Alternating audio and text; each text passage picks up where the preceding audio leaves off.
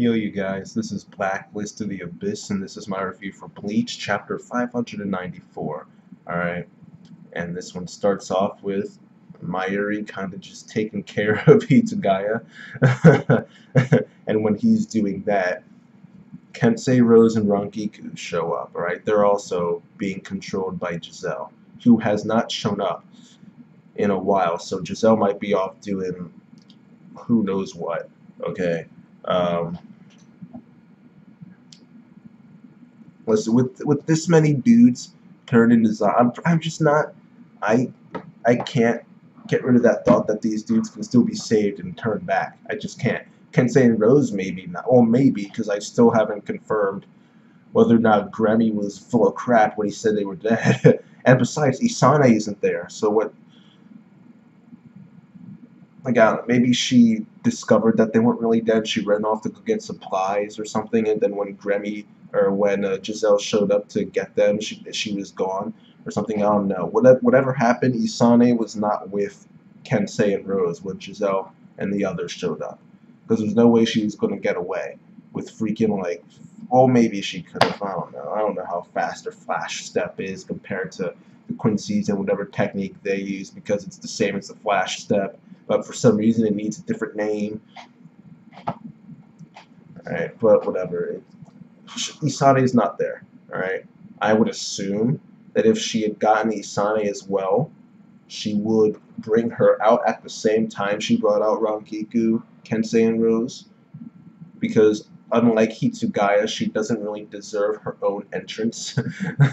It's not like she's going to come out and say, oh, well, since you've beaten those four, I guess you're going to need to do with my trump card, Isane. You know, that's not going to happen. All right. So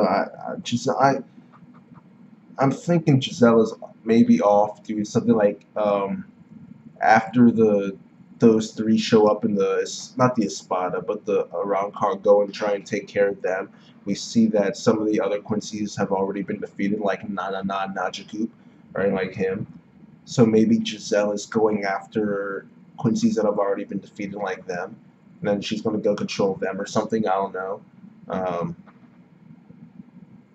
It could just be that she's just standing around there, because back when Mayuri and the Arrancar and Yumichika and Ikaku, back when they were doing their whole comedy routine, but she was just standing there with Bombietta, doing nothing. She waited for them to freaking finish before she decided to do something.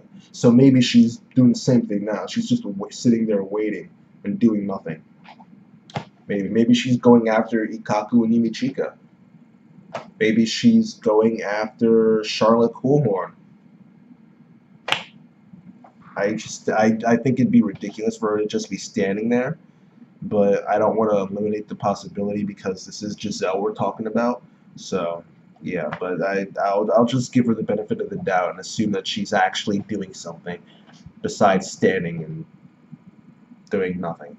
But yeah, Byakuya took out three Stern Ritter, I should say, right? And Shuhei went up against Pepe, but he thought he won because Pepe made him think he won. But it turns out that Shuhei was just being controlled by him, right? And Byakuya noticed it like that. So Byakuya was like, yeah, nah, man, yeah, you're either an imposter or you're being controlled by the enemy. He's like, oh, but I just wanted to do it for Pepe-sama. And I'm like, oh boy, here we go. So now we're going to get a fight between Byakuya and Shuhei, but I'm guessing he'll try and avoid killing him in some way. Or maybe he'll just go after Pepe directly. Lil Toto might go after Pepe because Pepe ends up attacking her as well. And she managed to dodge because he's Stern Ritter L for love. And he can control people by controlling their hearts using love. Alright? And he tries to go after Lil Toto, but Lil Toto dodges and he ends up hitting Meninas instead. So now she's fighting for Pepe just like Shuhei. So maybe Lil Toto will end up fighting Pepe as well as Byakuya fighting him, and they might try and take him out as a way to avoid attacking their own comrades. But yeah, that's really all there is for this chapter. Again, it's Bleach, so there's really not... Even when a lot of stuff happens, it's so short that there's still not a lot to talk about. I like the direction this chapter took because he didn't go and show like a million fights like I thought he was. He's actually skipping some like he should and just skimming through.